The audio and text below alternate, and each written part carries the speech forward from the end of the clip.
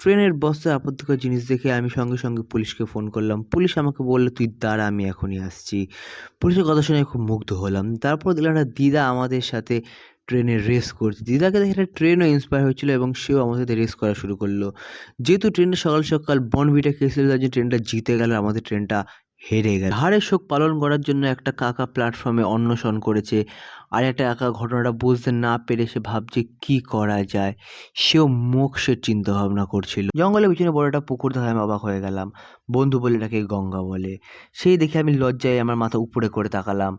তাকানোর পরে বুঝতে পারলাম সাফল্যের শিখর আমি দেখতে পেয়েছি। কিন্তু কাছে গিয়ে বুঝলাম শিখরটা অনেকটাই উঁচুতে। সেই দেখে আমি তাড়াতাড়ি ট্রেন থেকে নেমে দেখলাম একটা কাকু ট্রেনের ভিডিও করছে ক্যামেরা দিয়ে। সে দেখে আমি ভেতরে গেলাম, যাওয়ার পর দেখতে পেলাম যে স্বর্গের সিঁড়ি অনেকদিন কেউ যায় না বলে জং পড়ে গেছে। পার্কের মধ্যে সবুজ শাড়ি পরে দাঁড়িয়ে থাকা দিদা সবার উপর নজর রাখছে যাতে কাপলরা সবচেয়ে উল্টোপাল্টা কাজ করতে না পারে। বড় জাহাজ দেখে আমি বুঝতে পারলাম যে বলিউডের পার্টি এই জাহাজেই হয়। সে দেখে আমি একটু অবাক হলাম। তারপরে আমার চোখ পড়লো ইচ্ছেধারী কিছু কাপলের ওপর, তারা একে অপরকে জড়িয়ে ধরেছিল। একটা বড় বোর্ডে মহিলাদের কামড়ানোর আদেশ দেওয়া ছিল, সেটা দেখে আমি চলে গেলাম গঙ্গার পাড়। সেখানে গিয়ে দেখলাম একটা ইন্ডিপেন্ডেন্ট কাকু বউয়ের অত্যাচারে জামা কাপড় ধুচ্ছে।